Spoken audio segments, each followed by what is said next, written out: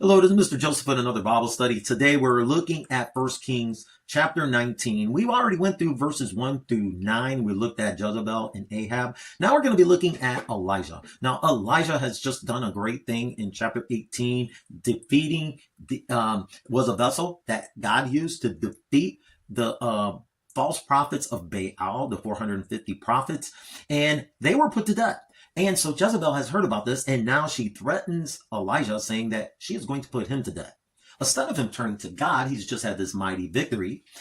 He is so scared of Jezebel that he starts running. He doesn't take any provisions as he leaves, no food or water or anything. He just begins to run, and he runs from all the way from Mount Carmel in the northern part of Israel, all the way down to the southern part of Israel, past Jerusalem, down to the bottom of Judea, and he is now totally exhausted. He has totally stressed himself out. He is worried himself to death.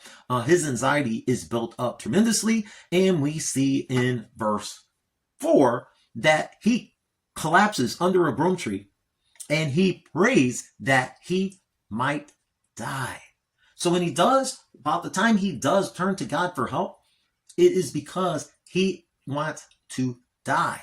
He said, "I have had enough, Lord. Take my life, for I am no better than my ancestors." And he laid down and slept under the broom tree. So what happened to his life? First of all, he has something that is called by the Mayo Clinic high functioning anxiety. And it happens to people who are very successful. Usually they're workaholics. Everyone pats on the back for the work that they do. They are very accomplished, but these accomplishments come at a great price to themselves because their life is out of balance and they're no longer seeing for things how they really are.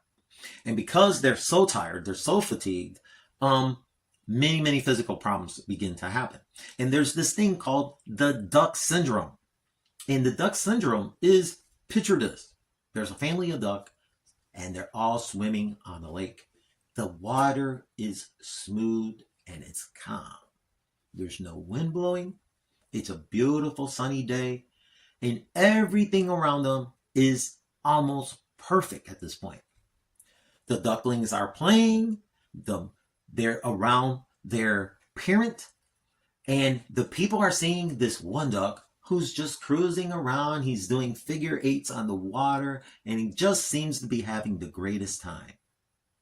But what they don't know in the duck's mind is his parent and his siblings have turned around the bend on the lake. He can no longer see them now. The duck is under the water, beginning to paddle as fast as he can to try to catch up to his siblings and his parent. He's beginning to think in his mind, I have been left behind. I am all alone in this thing. They must not love me anymore, for they have left me. And so, again, as we look on the surface, now we see this gentle wake that's going past the duck as he cruises along. He's looking from left to right, and it seems like he's just enjoying everything around him. But again, under the water, the duck is going as fast as he can. The duck is getting exhausted. The duck is fatigued. The duck has high blood pressure. The duck's stress is going up to a high level. He's beginning to get headaches. His stomach is feeling like it's in knots.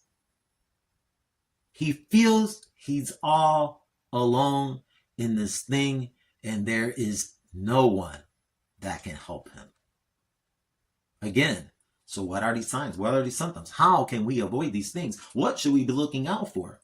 First of all, if we come back from work and we're just totally exhausted to the point where we can't do anything with our family, with our friends, we never pick up the word of God, we're not praying, we're not seeking God and turning these problems over to Him, that is the first sign.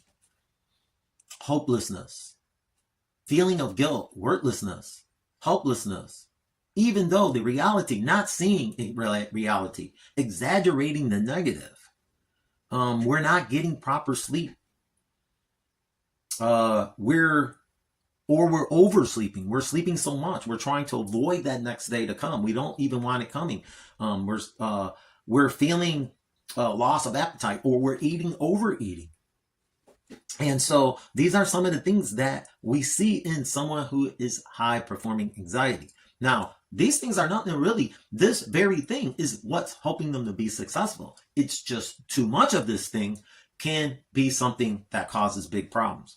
So what can we do?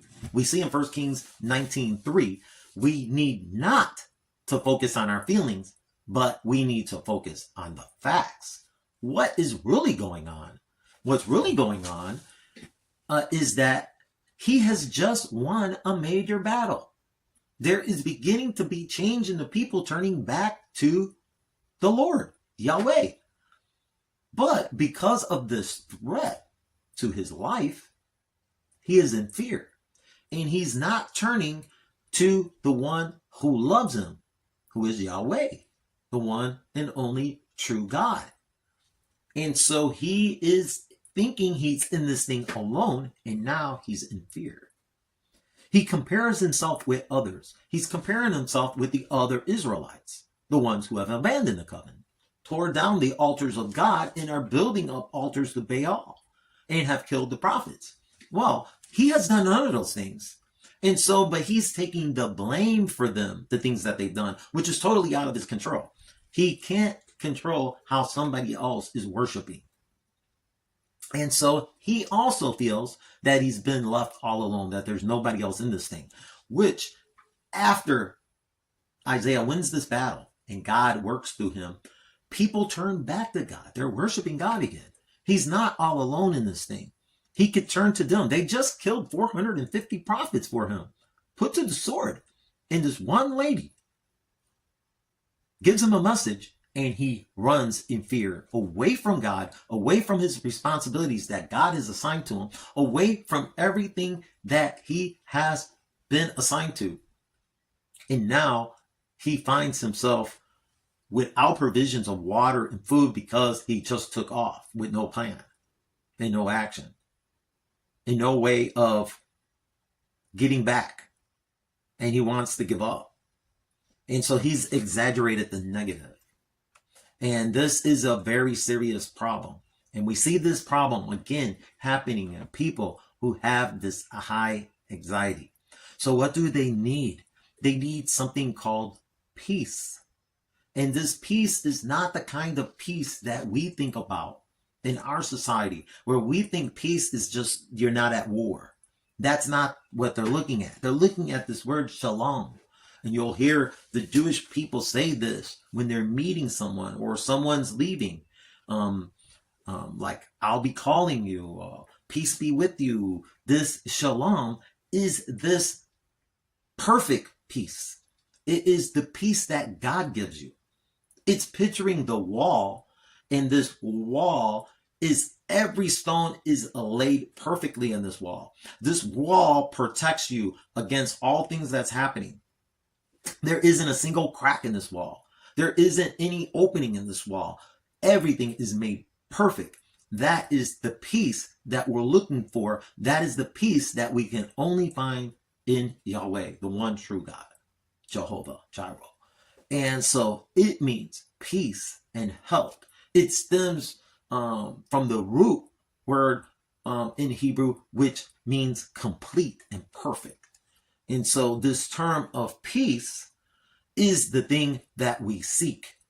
This peace is something that we find in God. Galatians 5:22-23 says, but the fruit of the Spirit is love, joy, peace, patience, kindness, goodness, faithfulness, gentleness, and self-control. The law is not against such things. Peace is knowing that the Lord of the universe is by your side. And resting in that is just knowing that he is there. But it is also living out. Peace is not sitting in comfort and knowing that God is next to your side no matter what.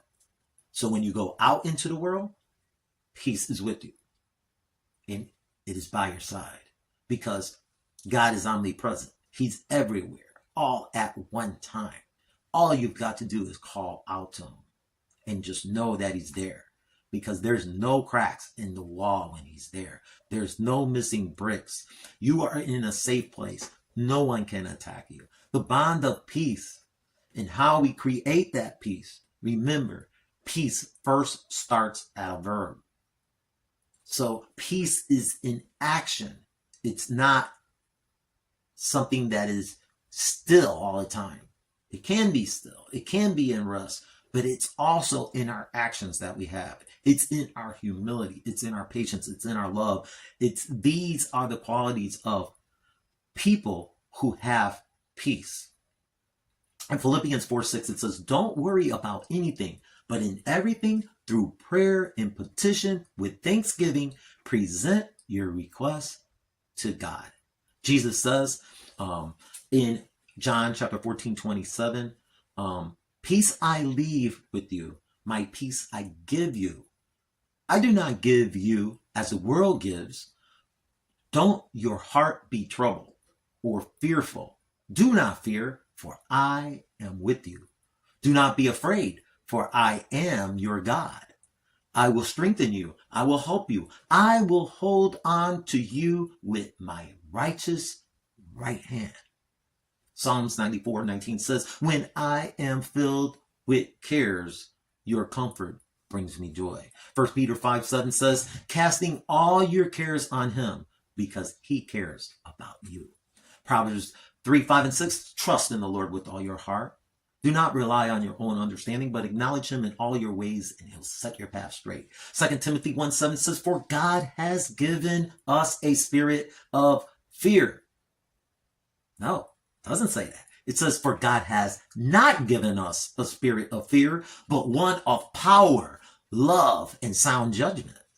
2 Corinthians 12:10 says, so I take pleasure in weakness, insults, hardship, persecution, and in difficulties for the sake of Christ. For when I am weak, then I am strong. Wow. And so with that said, I leave you this. Peace be with you, and thanks be to God.